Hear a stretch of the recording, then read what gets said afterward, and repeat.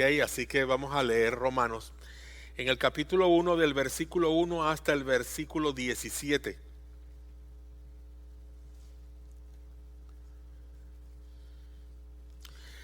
La lectura que vamos a hacer va a ser una lectura que va a venir a través del mensaje. Si leemos ahora, vamos a ocupar mucho tiempo en la lectura. Y en cambio, ustedes tienen ya la porción allí, que es la primera página de ese libro, y vamos a ir leyendo en la medida en que yo vaya pasando, les voy a ir indicando. Este mensaje se titula El Evangelio y el Evangelismo Personal. Se me olvida que ahora tengo aquí una pantalla, pero no la estaba viendo. Yo voy a dar una ilustración que es de el reverendo Jonathan Bean. ¿Algunos le conocen? Jonathan Bean es el pastor de Global, de nuestra iglesia americana, de Church Brook Hills. Él ha predicado acá en unas 2 oportunidades en el mes de diciembre, en el momento en que estamos celebrando el servicio anual de Global. Y escribe Jonathan Bean lo siguiente: ¿cuáles son las ideas previas que han venido socavando la realidad de lo que es el evangelio personal? Pensemos un poco al escuchar este siguiente testimonio.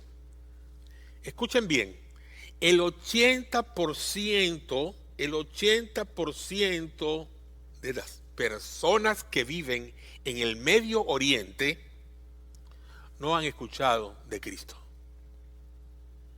El 80% en su mayoría son musulmanes en ese lugar.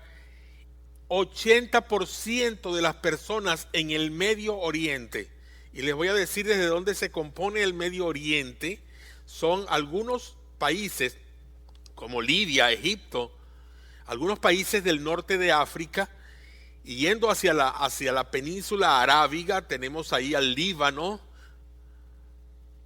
tenemos otros países, Irán, Irak, Israel, no son árabes, pero están allí en medio de ellos, Palestina, un pueblo que comparte con Israel un territorio, etcétera, algunos otros países y culturas como la cultura de los drusos. Ellos no han escuchado de Jesús.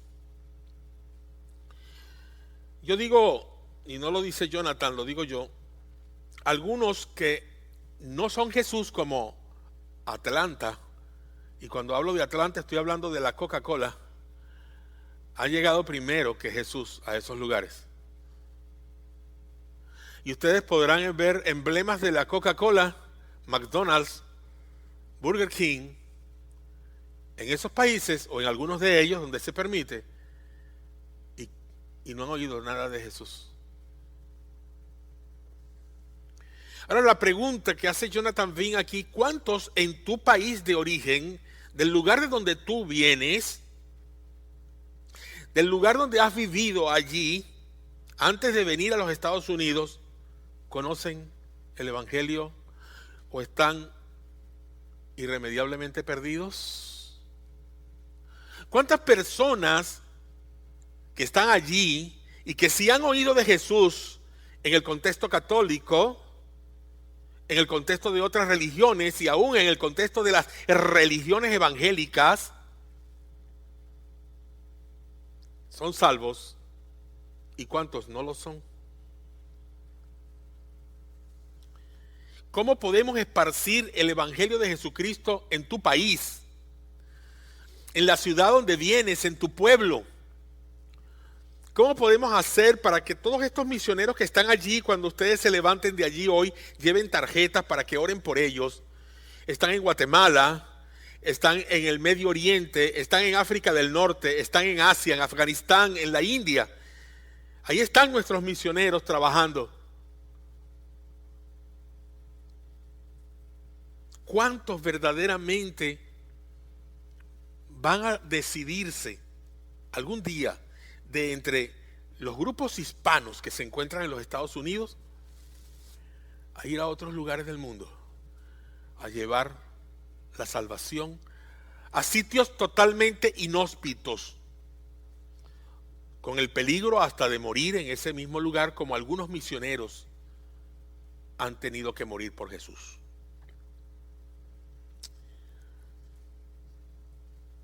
Ahora hablemos de la red. Vamos a hablar de lo que es una red de pescar. Yo creo que todos conocen aquí lo que es una red de pescar.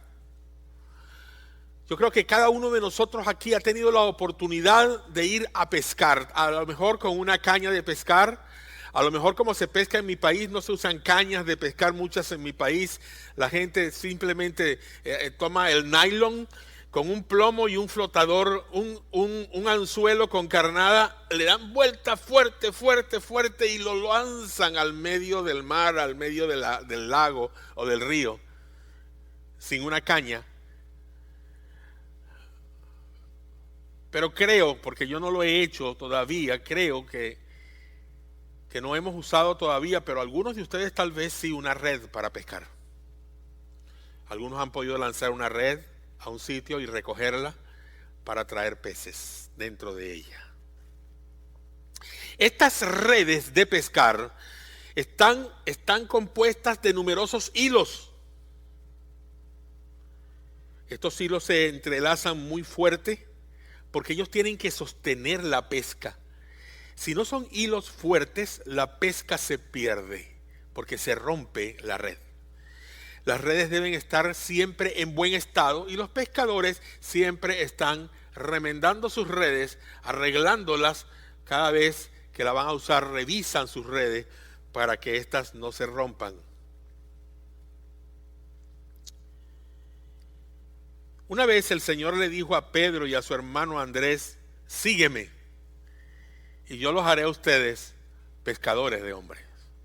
Como sabemos muy bien, Pedro y Andrés, que eran hermanos, eran pescadores. Ese era su trabajo. Ellos tenían una empresa de pesca y una empresa floreciente.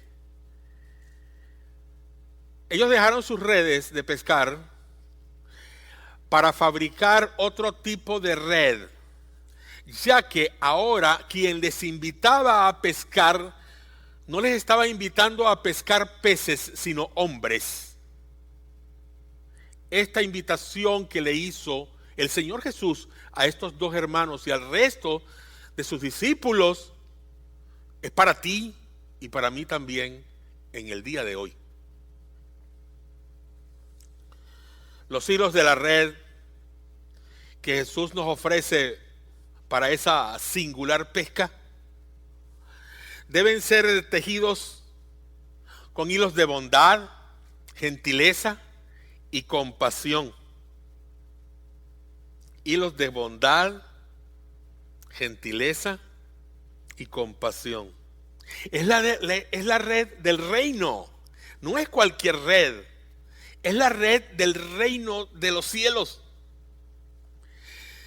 Y entonces estos hilos de los que vamos a hablar son los hilos del reino. Son hilos del reino y están así en la Biblia. Se encuentran en la palabra de Dios y son hilos del reino. Los hilos del reino son de diferentes colores. Son de diferentes formas. Son hilos que se identifican con pueblos, que se identifican con naciones, que se identifican con linajes, que se identifican con lenguas diferentes. En Apocalipsis capítulo 7, versículo 9, dice: después de esto miré y apareció una multitud tomada de todas las naciones, tribus, pueblos y lenguas. Era tan grande que nadie podía contarla. Estaba de pie delante del trono y del Cordero, vestido de túnicas blancas y con ramas con ramas de palma en las manos. Gritaban, dice el verso 10, a gran voz: la salvación viene de nuestro Dios, que está sentado en el trono, y del Cordero. Glorioso pasaje. Precioso pasaje. Pero, ¿qué sucede con los hispanos que estamos aquí en esta ciudad de Birmingham? Es la pregunta. ¿Qué pasa con tus vecinos? Ya no nos traslademos a tu patria. Ya no nos traslademos ni a México, ni a Costa Rica, ni a Chile, ni a Salvador, ni a Venezuela, ni a Colombia. No nos traslademos a Perú. No vayamos a ninguno de estos países. Vamos a salir de nuestras mentes de Argentina y vamos a venir aquí a la realidad que nos rodea. Los hispanos que viven cerca de tu casa, los hispanos con los cuales tú tienes contacto día tras día, en el Walmart, en la tienda mexicana, en la tienda hispana, en tu vecindario, en tu escuela, en la universidad, tus vecinos, tus vecinas. ¿Qué pasa con estos hispanos? ¿Qué pasa?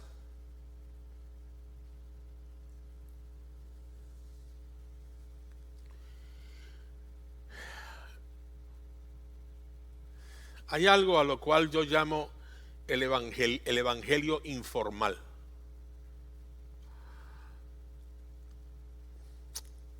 A veces estamos acostumbrados a ver un predicador con corbata.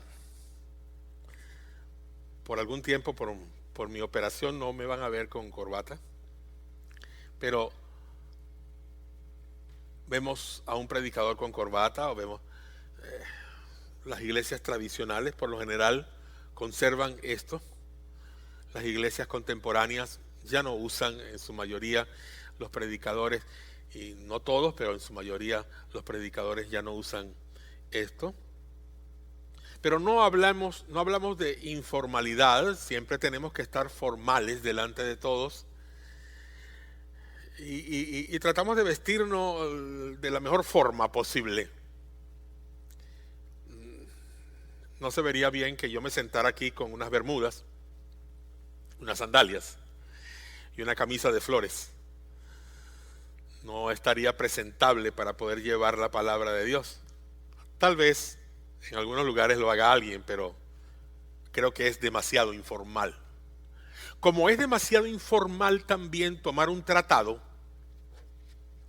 esos tratados, como los que a veces ponemos o como los que tenemos en la mesa, y los llevamos y se los entregamos a alguien y toma, léete eso.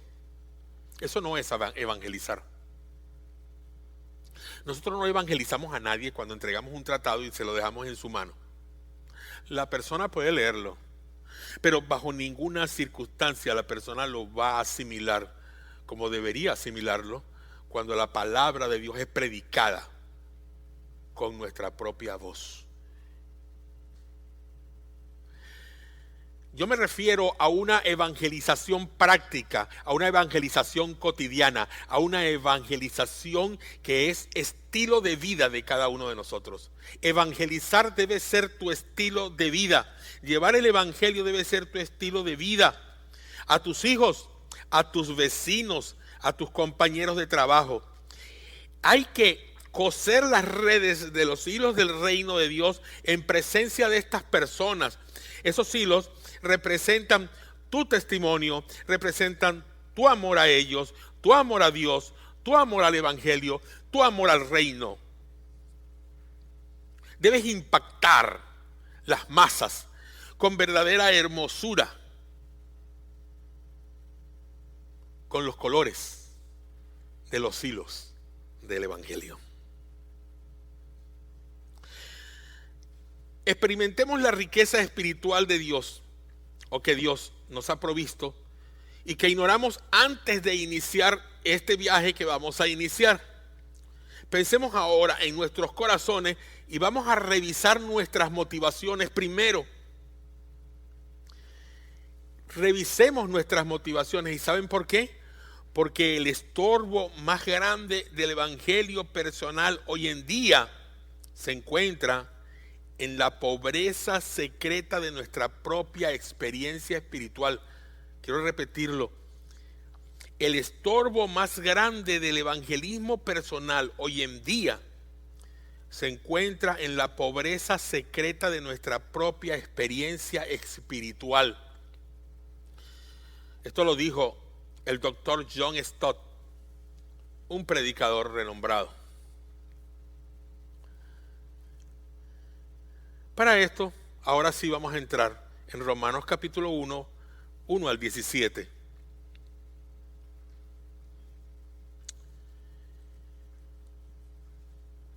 Pablo, siervo de Cristo Jesús, llamado a ser apóstol, apartado para anunciar el evangelio de Dios.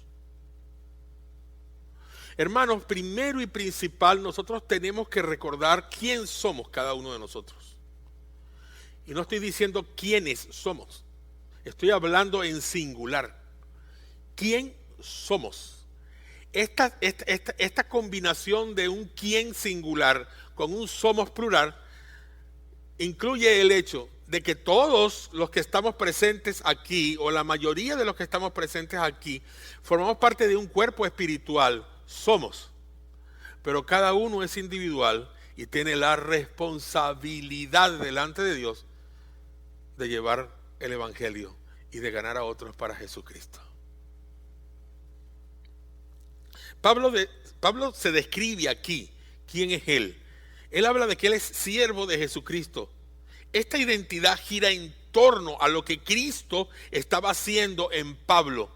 Pablo se identifica como siervo de Jesucristo y dice, llamado a ser apóstol. ¿Para qué? ¿Cuál es el propósito? Fíjense esto. En primer lugar, la palabra siervo del evangelio, dice que somos siervos del evangelio. Si nos identificamos con Pablo, dice que somos siervos del evangelio. Siervo quiere decir esclavo. La palabra siervo en griego es doulos, y esto quiere decir esclavo. Así que cuando Pablo dice aquí, Pablo, siervo de Jesucristo, a ver, ¿qué está diciendo Pablo que es de Cristo? No escuché con fuerza. Esclavo. ¿Eres tú esclavo de Jesús o sigues siendo esclavo del pecado?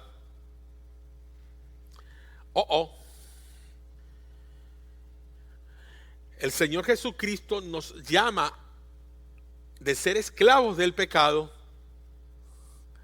a ser esclavos de Jesús. ¿De quién eres esclavo? ¿A quién estás sirviendo hoy? ¿Al pecado o a Jesús? Para ser un ciudadano del imperio romano, cuyo más grande comercio estaba en la esclavitud, la mayoría de las personas, muchas veces que usted se encontraba en la calle, pertenecían a un dueño. Y todos así pertenecían al César. Así que todos eran esclavos del César. No importa de quién se trataba. Todo aquel que estaba dentro del imperio era esclavo del César. Noten que Jesús, un carpintero, murió en el imperio romano y murió peor de lo que cualquier ciudadano del imperio hubiese muerto. Vivió perseguido en muchas oportunidades y murió en la cruz. El símbolo de la cruz es maldición. Así que él murió en maldición. Y Cristo murió en maldición para ser de bendición a todo aquel que en él cree. Amén.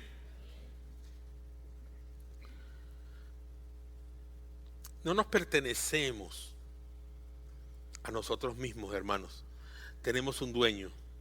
No importa cuál sea tu posición, no importa. Si eres cristiano, eres esclavo de Cristo.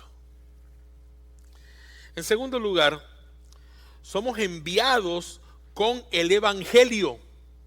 Somos enviados con el evangelio. Pablo, siervo de Jesucristo, llamado a ser apóstol, apartado para anunciar el evangelio de Dios.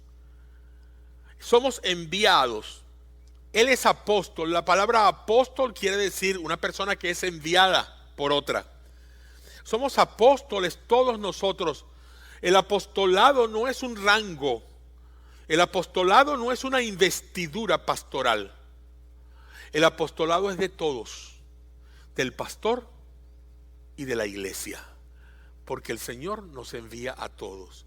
Los apóstoles que el Señor escogió, el Señor Jesús escogió, fue porque Él tenía que formar una escuela para enviar a un grupo de hombres, y formó esos apóstoles para que ellos a su vez continuaran el trabajo y la labor de su apostolado. Y así el Evangelio de Jesucristo pudiera conocerse hasta lo último de la tierra.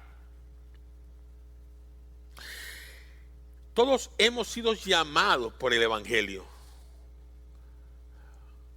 Id y hacer discípulos. Ese es el llamado. No tenemos que esperar que el Espíritu Santo nos revele algo. No tenemos que pararnos así, ver una visión de un macedonio. A lo mejor no de un macedonio, sino de un mexicano, o de un guatemalteco, o de un hondureño, o de uno de estos hombres y mujeres de Guinea, de donde hoy se habló. Y escuchar que Él diga: pasa a Guinea y ayúdanos, como sucedió con aquel macedonio y Pablo. No tenemos necesidad de ver algo así bajo ninguna circunstancia, porque ya tenemos un mandato. No tenemos que esperar que la iglesia tenga un programa especial para ir a evangelizar. Pero es que esta iglesia no sale a evangelizar. Yo estaba en una iglesia donde siempre hacían programas para salir a evangelizar. Una sola vez el Señor Jesús envió a 70 hombres a ir a compartir la palabra, y recibió un informe de cada uno de ellos o de los grupos que fueron. Y ellos llegaron muy emocionados, dando su informe. Los demonios obedecen nuestra voz. La gente escucha la palabra. Las enfermedades escapan, salen de las personas. Y Él le dijo: no se gloríen ustedes de esas cosas. Gloríense de que sus nombres están escritos en el libro de la vida. Nuestro trabajo no es ir a poner las manos para que los enfermos sanen. Probablemente si ponemos las manos sobre un enfermo sanarán. Oramos. No tenemos necesidad de estar tratando de afinar nuestros oídos a ver si escuchamos una profecía que viene de Dios. La profecía está aquí de Génesis hasta Apocalipsis. Ella es eficaz. No me hace falta nuevas profecías. Las tengo aquí todas. Las que me interesan están aquí. No tenemos necesidad de hablar nuevas lenguas, porque ya la que hablo es suficiente para que muchos vengan a los pies de Jesús. A lo mejor hablaré una lengua diferente a la que hablo hoy. Ojalá que el Señor me diera la lengua inglesa. Comprender todo el inglés así, como el chasquear de estos dedos, sin necesidad de ir a hacer un curso, ni de afinar mi oído para tratar qué me está diciendo aquel que no le entiendo, o tratar de que no se me enrede mucho la lengua cuando voy a hablar algo en inglés. Ojalá que fuera como un chip que el Señor me colocara aquí en mi cerebro, y cuando yo despertara estuviese hablando y entendiendo y escribiendo y leyendo el inglés. Qué bueno. Poco esfuerzo con un don. No me hacen falta los dones, hermanos. No me hace falta ninguno de los dones. A mí me llena la gracia de Dios. Y eso es lo único poderoso que me gusta tener. La presencia de Cristo en mi vida. El compartir su palabra con otros. Eso es lo que quiero. Si el Señor me quiere dar dones, señales y prodigios, y a Él le place, yo los recibiré. Pero no estoy muriéndome por eso. Quiero compartir el Evangelio. ¿Por qué? Porque estoy apartado para el Evangelio.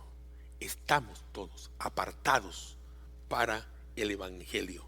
En el Antiguo Testamento Dios apartó para su adoración, para su gloria y para consagrar su ofrenda y sus diezmos el tabernáculo y el templo. Fueron dos cosas que Dios apartó en el Antiguo Testamento para su gloria: el tabernáculo y el templo. En el Nuevo Testamento Dios aparta a hombres y mujeres creyentes en Jesucristo y los convierte en templos vivientes y poderosos. Y quisiera gritar, pero no puedo. Somos templos del Espíritu Santo. Amén. No los vi muy convencidos. No los escuché muy convencidos.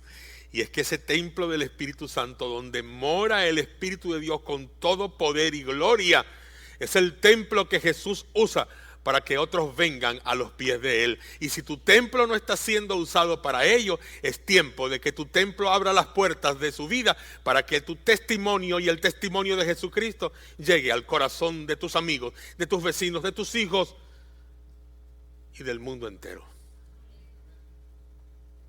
¡Qué privilegio! ¡Qué privilegio de servicio en Jesucristo! Hermanos, somos algo excepcional. Somos la novia de Cristo Jesús. Somos la iglesia de Jesús. Ahora Dios dirige los recursos para invertirlos en nosotros, para que invitemos a las personas a estar junto de nosotros, adorando al Señor día tras día. Esa es nuestra tarea. Y al salir de aquí, tenemos que hacerla.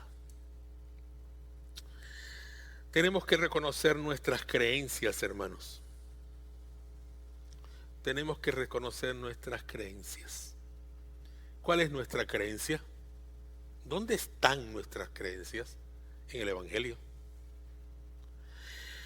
El Dios misericordioso y justo del universo vio la desesperación de la gente por causa del pecado.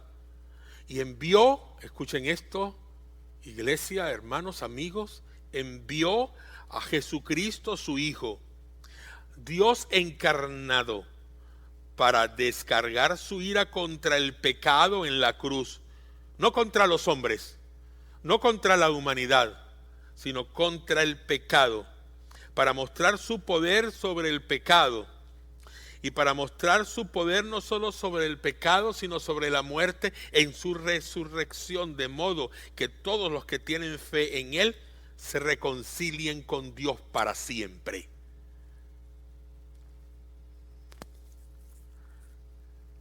Levanten la mano los solteros y las solteras que están aquí, los que no tienen esposos o esposas. Mi suegro quiere levantarla, pero no puede, mi suegra se la sostiene. Levántenla bien alto, no tengan pena de ser solteros o solteras. Qué precioso es ser soltero o soltera. Ojalá, ¿verdad?, que hubiésemos podido volver a ese tiempo para no cometer los errores, pero casarnos con las mismas personas que estamos casados para tener la misma felicidad.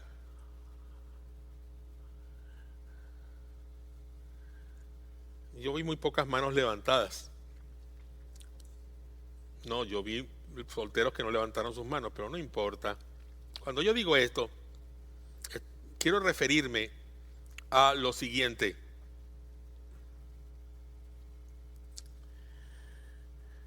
¿En quién presta atención la novia? En el novio. Y el novio en la novia. Y no hay más nada. No hay más nada alrededor. A lo mejor, como hemos hablado en muchas oportunidades en familia, cuando hablamos de nuestros ancestros, de los abuelos, de estas generaciones pasadas que cuidaban tanto a los hijos, no puedes casarte con esa mujer o no puedes casarte con ese hombre porque ese hombre es esto o lo otro, que para allá, y trataban de influenciar mucho en la vida de los hijos. Hoy somos un poco más, o mejor dicho, o son un poco más flexibles ante una situación como esta.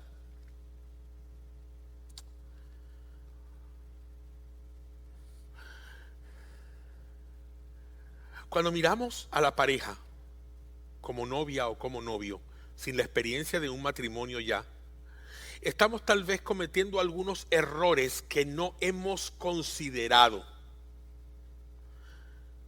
Cuando nosotros miramos la iglesia y nosotros somos la novia, y cuando miramos al novio, ese novio no tiene nada intachable. Ese novio no tiene nada de lo cual podamos decir, no te cases con él. Cuidado con ese muchacho. Es un picaflor. Ese novio es Jesús, el perfecto Dios, el perfecto hombre, el perfecto Salvador. Estamos mirando al novio que será nuestro esposo en las bodas del Cordero, cuando venga el día en que la iglesia sea levantada. Y solamente con mirar a ese novio hoy, y solamente con leer de ese novio hoy, y solamente con hablar de ese novio hoy, estaremos haciendo la voluntad de Dios todo el tiempo.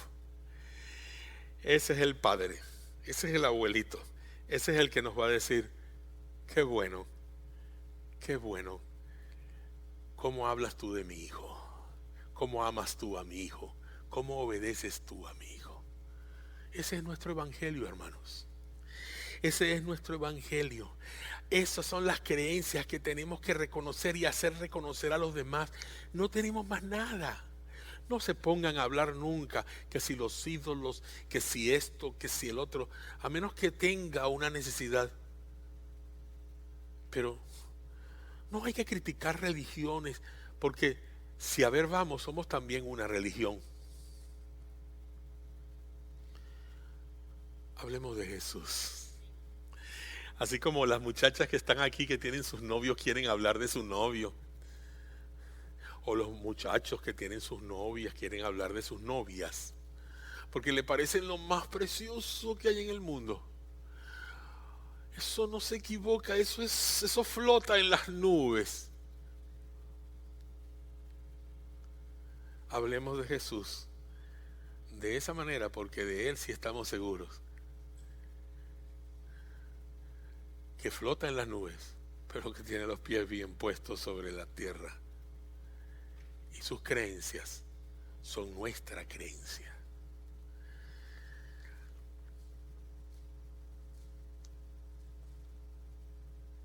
El evangelio no se puede vender como se vende algo al mejor postor. Tenemos que conocer bien lo que es el evangelio para poderle dar el valor que tiene. Y cuando le demos el valor que tiene el evangelio, vemos que no podemos bajo ninguna circunstancia venderlo. Una oportunidad, un hombre en Indonesia hace más de 100 años. No estaba el evangelio presente en esos lugares. Y llegó un hombre para vender Biblias a un pueblo, que no conocía de Jesús. Cuando este hombre llega, un colportor se le llama a estos hombres que venden Biblias. Cuando él llegó al lugar a vender Biblias, él veía que había un poco de renuencia. La gente parece ser que no estaba muy interesada en comprar un libro, que en algo pues muchos no conocían el inglés para poderlo leer.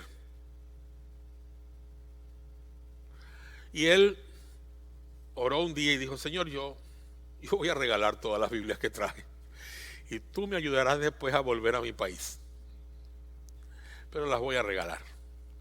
Y él empezó a regalar las Biblias y se metió en un bar y pasó por todas las mesas con su cargamento de Biblia, poniendo Biblia sobre las mesas delante de cada persona que estaba bebiendo. Le dio una Biblia al dueño del bar, una Biblia al barman del bar, Biblia a las mujeres que servían, a los hombres que bebían. Salió del bar y todavía tenía mucho más Biblias y decía, tengo que seguir regalando Biblias. A todas estas, un brujo lo manda a matar. Uno de estos caciques de esos pueblos lo manda a matar. Y los que van a matar a este hombre eran 3 o 4 más. Lo persiguen, lo van persiguiendo, lo van buscando por el pueblo, y cuando lo encuentran, no pudieron hacerlo. Este hombre al final regaló todas sus Biblias, y Dios le dio la oportunidad de conseguir algún dinero con un trabajo, y se fue a su país de regreso. Él volvió a ese lugar de Indonesia 20 años después. Cuando llegó allí empezó a ver que había gente el día domingo que se dirigía a algún lugar con su Biblia en la mano. Él reconocía las Biblias que había dado, y él estaba viendo que había gente que iba a ese lugar. Cuando él entra en el lugar, él se da cuenta que fue el bar donde él entró y repartió las Biblias. Estos hombres leyeron la Biblia, y aunque no la entendían, el Espíritu Santo hizo el trabajo. Y mandó un misionero que compartió el evangelio con esta gente. Y el primer convertido fue el dueño del bar. Cuando este hombre llegó a la iglesia, fue reconocido por algunos y por el dueño del bar. Y todos se alegraron mucho y dijeron: gloria a Dios, aquí está nuestro amigo, él fue el que vino aquella vez. Y lo mandaron a pasar adelante para que el resto de la gente que estaba en la iglesia le reconociera. Y cuando él ve, 4 hombres vienen caminando hacia él, y eran 4 diáconos de la iglesia. Le tomaron de la mano y le dijeron: a nosotros nos mandaron a matarle, pero nunca pudimos hacerlo. Usted siempre estaba custodiado por 4 hombres de color, 4 hombres negros. Aquí no hay hombres de color. Y cuando veíamos a aquellos hombres corpulentos detrás de usted, no podíamos hacer nada. Quizás algunos de ustedes estaban esperando que yo dijera que eran 4 hombres blancos, preciosos, con sus ojos azules y sus cabellos dorados. No. Eran 4 ángeles que Dios los puso para proteger la vida de este hombre, porque de alguna manera este hombre estaba abriendo las puertas del reino a esta ciudad, a ese pueblo, llevando estas Biblias. ¿Cuántas Biblias has dado tú a la gente que te rodea? A lo mejor ni siquiera has comprado una para ti.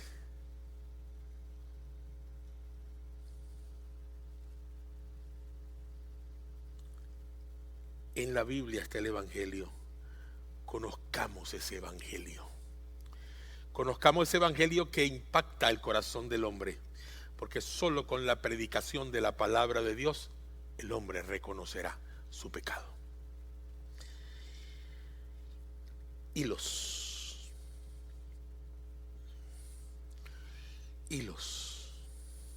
El carácter de Dios está en hilos. Dios es el punto del inicio del Evangelio. Dios es el punto del inicio, el punto de partida del Evangelio. Ese Evangelio que en Indonesia con este hombre marcó la pauta de la vida de estas personas. Dios vio el carácter de estas personas, la necesidad de estas personas, y mandó un misionero para que comenzara la obra allí en ese pueblo. Dios es el punto inicial, pero también Dios es el punto final. El Evangelio es de Dios, el Evangelio es de su persona, el Evangelio es su punto final. El pecado del hombre es contrario al carácter de Dios. Entender el pecado, hermanos míos, es fundamental, y este es el segundo hilo. El primer hilo, Dios. El segundo hilo, el pecado del hombre. El carácter de Dios, el pecado del hombre. No podemos ablandar la verdad del pecado, hermanos. Y quiero decirles esto: no soben el pecado. Hablen del pecado, a la gente por nombre y apellido. No les dé pena. Si usted está en pecado, ahora usted está separado de Dios, sea su hijo o no sea su hijo. Usted está interponiendo una barrera entre Dios y usted, porque el pecado es abominación a Dios y usted lo sabe bien. Cualquier hecho pecaminoso que surge de nuestro corazón hace que nuestras vidas se separen de Dios y perdemos la comunión. Y si usted no ha aceptado a Jesucristo todavía como su Salvador, hay un pecado, ese pecado imperdonable que lo está separando de Dios hasta que usted no se ponga a cuentas con Él. No se puede entender el Evangelio hasta que usted no entienda la magnitud del pecado. El pecado es horror, es asco, es pena, es vergüenza, es negativo. No podemos nosotros ni siquiera justificarlo, ni siquiera podemos decir en oportunidades como algunos me han dicho, pero es que Dios es amor y Él me entiende. No, Dios es amor, Dios te entiende, sí, es cierto, pero Él no acepta tu pecado. Él no acepta tu pecado como estilo de vida, no lo acepta y tienes que abandonarlo y tienes que ponerlo a un lado y tienes que huir de él. Como dice Santiago, huye del pecado, huye del pecado.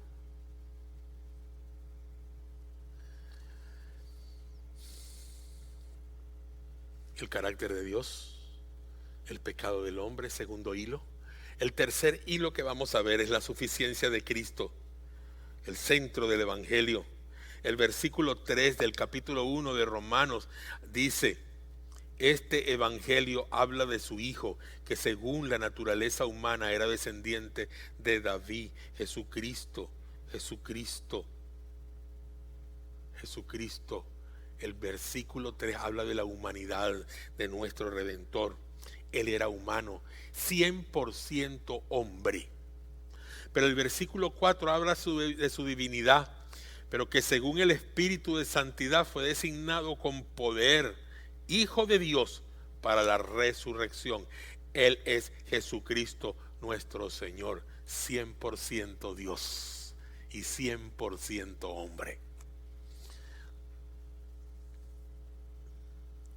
Él es completamente humano y divino. Es fundamental que para conocer y compartir el Evangelio sepamos que Cristo, su persona y su obra, su vida, su muerte, su resurrección de entre los muertos, ocurrió, tiene un significado en la cruz, trae el perdón de pecado para la humanidad y un significado de salvación para todo aquel que cree en Él. El siguiente hilo es la necesidad de tener fe.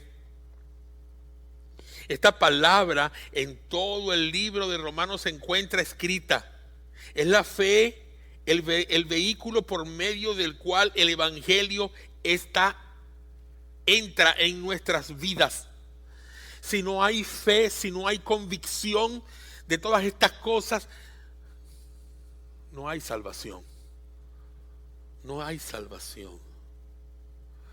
La fe es mucho más que muchas creencias doctrinales. No importa cuánto tú creas, no importa cuánto sepas de Biblia, no importa cuántos libros cristianos hayas conocido, no importa si has estudiado en una universidad, en un seminario teológico, alguna carrera cristiana, alguna carrera de divinidad. No importa si tú, escucha bien, si tú no crees con fe en el Evangelio de Jesús, tan sencillo como eso, la salvación no ha entrado a ti, porque el vehículo de la salvación es la fe. La fe es un estilo de vida también.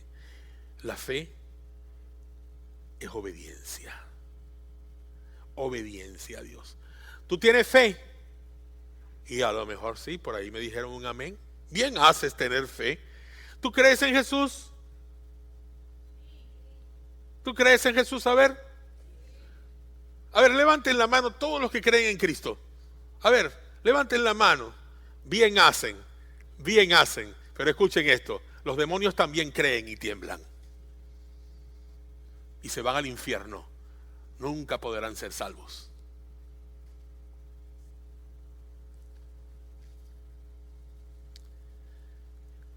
Por último, el último hilo que tenemos es la urgencia de la eternidad. El Evangelio tiene implicaciones en el presente y en la eternidad. La eternidad de cada persona depende de la respuesta que tenga al Evangelio. Ahora, ¿cómo vamos a entrelazar estos hilos? Tenemos que tejer una red en la que pesquemos a la gente, familias, allegados nuestros, hijos, criarlos en forma correcta a nuestros hijos en esta red. Con esta red que vamos a tejer tenemos que alcanzar a los que trabajan con nosotros. A ver, yo sé que muchos de los que están aquí tienen compañeros de trabajo. ¿Cuántos de tus compañeros de trabajo tú le has testificado de Jesús? Y una vez pregunté de esto en Venezuela a unas personas, así en una predicación similar, y al terminar el servicio se acercó un hombre a mí, un hombre, miembro de la iglesia, y me dijo: pastor, necesito hablar contigo. Me aparté con él y me dijo: yo tengo mucha gente a mi alrededor. Tengo personas que están por encima de mí, por debajo de mí, que están en mi mismo rango en trabajo. Y yo nunca he compartido con ellos mi fe. Pero sí me he tomado cervezas con ellos, pastor. He salido con ellos a antros. Ayúdeme, pastor, quiero empezar a compartir el Evangelio. Quiero compartir la palabra de Dios. Quiero dejar ese estilo de vida que todavía me ata al pasado.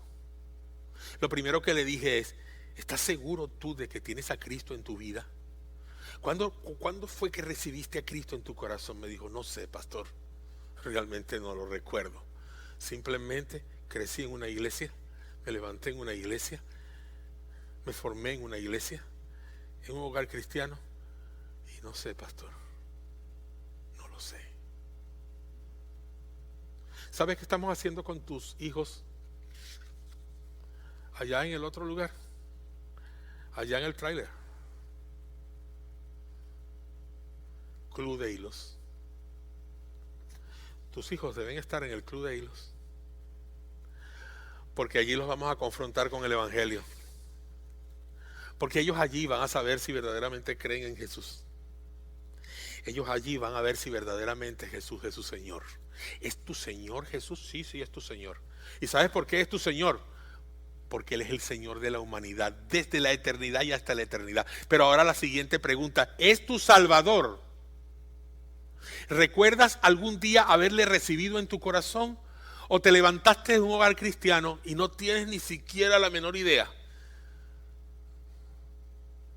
Pues es la oportunidad. Este hombre de Venezuela se entregó a Cristo ese día.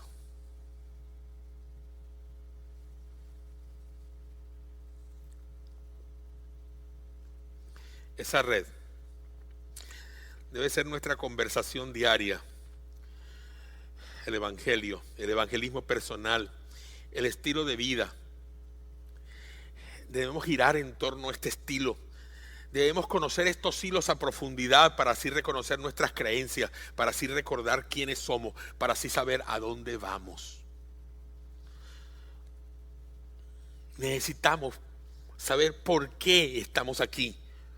En el versículo 5 dice: por medio de Él y en honor a su nombre recibimos el don apostólico para persuadir a todas las naciones que obedezcan a la fe. Así dice el versículo 5 de esta porción. Por medio de Él y en honor a su nombre recibimos el don apostólico para persuadir a todas las naciones que obedezcan la fe. Hermano, hermana, escúchame esto. No te dé temor hablar de Cristo, dice una canción. No te dé temor nunca, nunca, nunca. Porque tú no vas a convencer a nadie.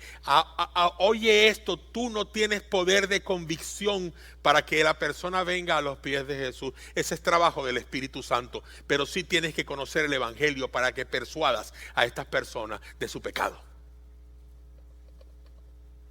Ese es tu trabajo. ese es el mío. Un evangelio dominguero con bellas expresiones cúlticas. Esta palabra cúltica no está en el diccionario, ¿eh? Quiero decirle que cúltico no existe. Es mía. Hermosas alabanzas. En pocas palabras, el evangelio de las 3 o de las 4 horas del día domingo. Aquí estamos en la iglesia. Qué bonito tocaron. Qué bello cantaron las hermanas. Qué precioso el mensaje que se predicó. Cómo me elevé, qué oraciones. Miren, la cena del Señor estuvo preciosa. Eso se llama el mercado libre del domingo de la iglesia. El mercado libre, estoy vendiendo algo. Ay no, el mensaje estuvo tedioso, largo, fue puro regañar y regañar. Me lanzaron piedras desde que empezó hasta que terminó. Los cantos, a algunos les gustaría, pero yo te digo una cosa. ¿Alguien por ahí estaba más desafinado? Desentonaba totalmente. Y me gusta más como cantan en la iglesia tal, aunque me gusta como predica este pastor. O no, yo quisiera irme ya cuando terminamos la adoración porque no me gusta como predica ese pastor. Entonces la iglesia se convierte en algo que o lo tomas o lo dejas. Dios diseñó el evangelio para mostrar al mundo que Jesús no murió en la cruz en vano, por ti o por mí. Él murió para que nosotros pudiéramos vivir el arrepentimiento y el perdón de los pecados, predicando a todas las naciones esta realidad. Estamos aquí, hoy, reunidos aquí para exaltar el nombre de Jesús. Eso sí, ¿ok? ¿Qué significa esto? ¿Por qué estamos aquí? Primero que todo, exaltar su nombre, como acabo de decir. Porque todo gira a su alrededor. Dios nos da su evangelio por amor a su nombre. Dios nos lleva a total gloria cuando nos da del evangelio a nosotros. Quiero que recordemos 3 verdades que nos ayudan a entender el concepto del evangelio. Dios es el dador del evangelio, en primer lugar. Él es el dador del evangelio. En segundo lugar, Dios es el regalo del evangelio. Dios es el regalo del evangelio.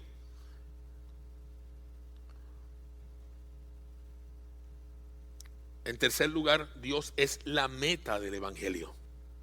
En Romanos 15:8 les digo que Cristo se hizo servidor de los judíos para demostrar la fidelidad de Dios. Jesús vino para que las naciones le dieran la gloria a Dios. Lo mismo ocurre en Juan capítulo 12, 20, 28, cuando Jesús estaba a punto de ir a la cruz y dice: ¿y acaso voy a decir, Padre, sálvame de esta hora difícil? No, fue obediente, honró a Dios, honró a Dios. Hermanos y hermanas, la razón de que estamos aquí es para introducir el evangelio a las naciones. Estamos aquí para saturar a las naciones con el evangelio, con la responsabilidad de ir, pero también tenemos la responsabilidad de orar y también tenemos una deuda que pagar. Una deuda que pagar. El versículo 14 dice: estoy en deuda con todos, sean cultos o sean incultos, instruidos o ignorantes. Tenemos una deuda que pagar, no importa quiénes sean, es una deuda que nosotros debemos. Griegos y no griegos, sabios y no sabios, deudores y no deudores. Tengo que anunciar las buenas nuevas a todo el mundo, no importa que sepan mucho o que no sepan nada, no importa que sean humildes o que sean importantes, no importa que sean de lenguaje sencillo o de lenguaje complicado. Tenemos una deuda que pagar. Esa deuda se la debemos a Cristo y la humanidad debe beneficiarse con el pago de esta deuda. A menos que no nos aferremos a esto en nuestro corazón, el evangelismo personal será solo un pensamiento. Necesitamos recordar quiénes somos Necesitamos reconocer nuestras creencias, necesitamos saber cuál es nuestro propósito aquí y por último necesitamos cambiar nuestra forma de vivir. Necesitamos cambiar nuestra forma de vivir. Métanse eso aquí en la cabeza. Debe haber un cambio de estilo de vida. Los versículos 16 y 17 en Romanos 1 dicen: a la verdad no me avergüenzo del evangelio, pues es poder de Dios para la salvación de todos los que creen, que de los judíos primeramente, pero también de los gentiles. De hecho, en el evangelio se revela la justicia que proviene de Dios, la cual es por fe, de principio a fin, tal como está escrito: el justo vivirá por fe. Observen bien lo que dice Pablo: no me avergüenzo del evangelio. El evangelio era visto como vergüenza en el primer siglo y hoy no.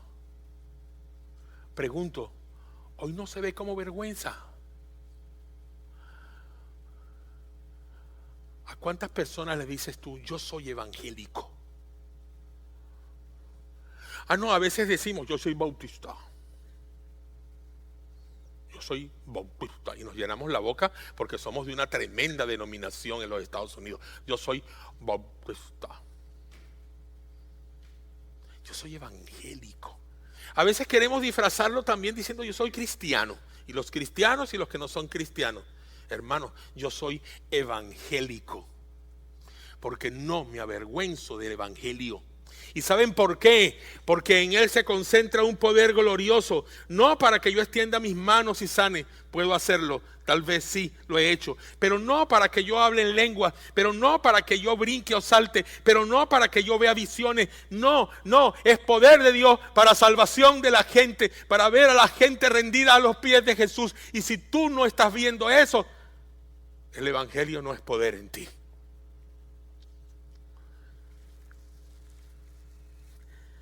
La vergüenza estaba asociada en el pasado con el evangelio. Pablo lo sabía. Y cuando Pablo tuvo un encuentro con Jesús y con su evangelio, hubo un cambio radical en su vida.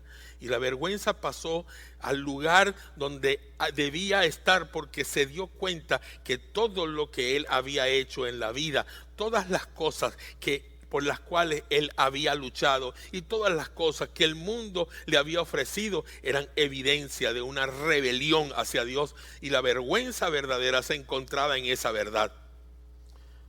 Así que todo lo contrario al evangelio es vergüenza. Eso sí es vergüenza. Veamos qué vamos a vivir. Vamos a vivir como si nada nos avergüenza. Cuando esta transformación ocurre en nuestras vidas, sin importar lo que el mundo pueda decir, la vergüenza deja de formar parte de nuestra vida. No importa lo profundo que sea nuestro pecado en nuestra vida, no importa lo oscuro que el pasado haya sido en nosotros, Cristo ha tomado nuestra vida, y Cristo ha tomado nuestra vergüenza sobre sí, y como resultado el poder de Dios y de su salvación nos permite estar en pie y decir: no estoy ni cerca de estar avergonzado por este evangelio. Debemos vivir así. Vivamos la experiencia de Pablo. Vivámosla. Muchas veces nosotros dejamos de vivir como Pablo. Y fíjense, cuando Pablo dejó de ser vergüenza, miren lo que le pasó. Rápidamente, escuchen esto.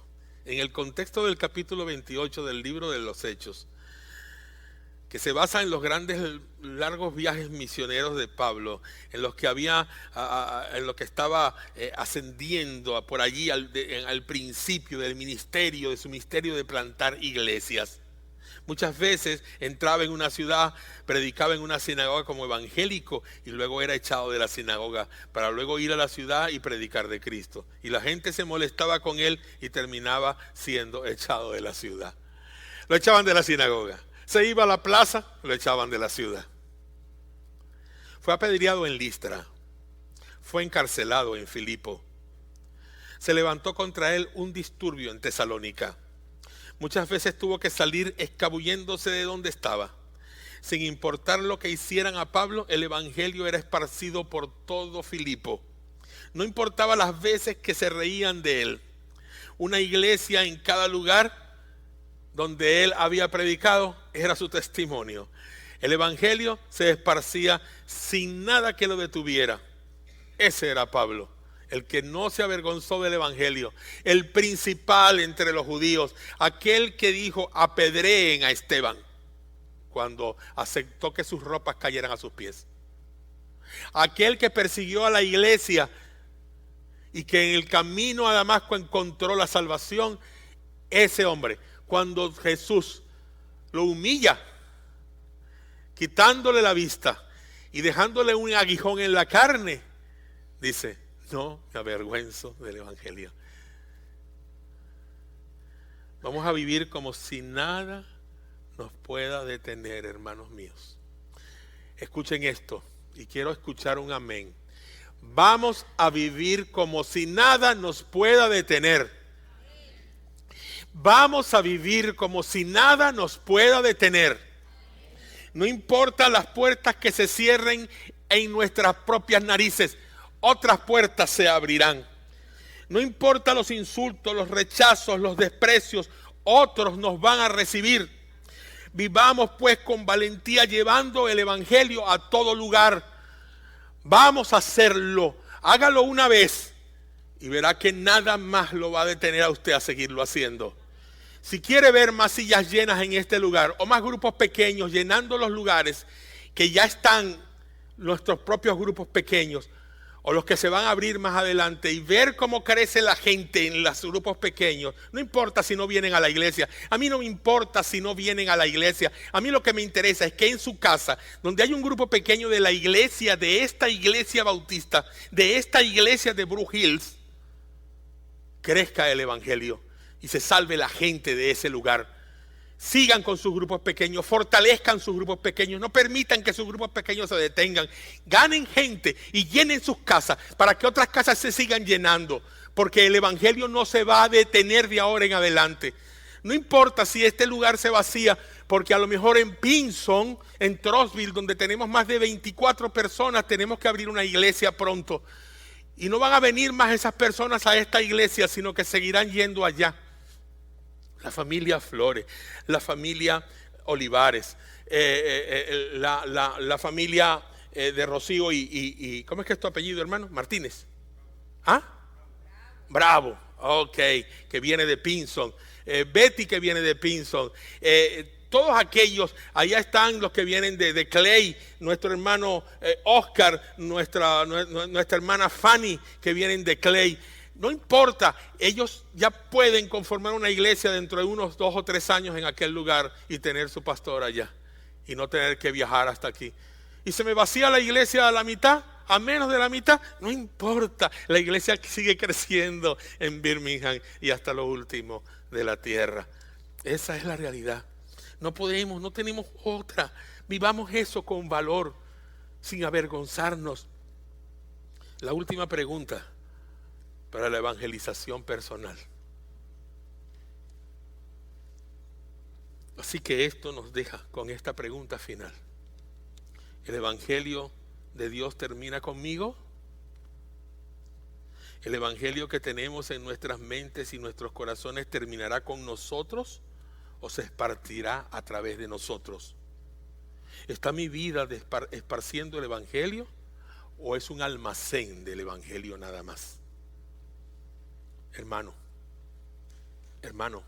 mírenme a mí aquí ahora, por favor. No miren la pantalla. Y luego lo rellenan. ¿El evangelio termina en ti o el evangelio se esparcirá a causa de ti?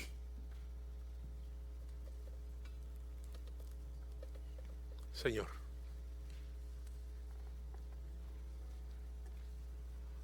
para ti sea la gloria y la honra.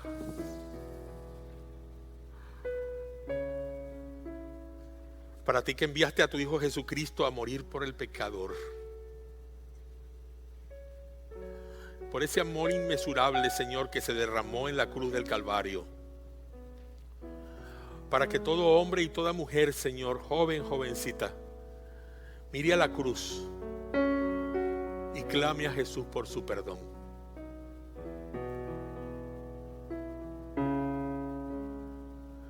Para que aquella persona, Señor, que todavía duda si Cristo está en su corazón, para que aquella persona que duda que si hoy muriera mañana, no sabe dónde estaría su alma. Para aquella persona que no tiene, Señor, ni siquiera la certeza de saber si tendrá vida eterna o no tendrá. Para ellos, para esas personas es el Evangelio de Jesús. Padre, prepara la iglesia, a toda esta iglesia, para ganar a otros para Jesucristo. Que esta iglesia, Padre amado, sea el punto de partida en Birmingham de un crecimiento que no se detenga. Que haya un avivamiento por la predicación del Evangelio. No queremos más nada, Señor. Lo demás que nos traigas será tu regalo, un don más.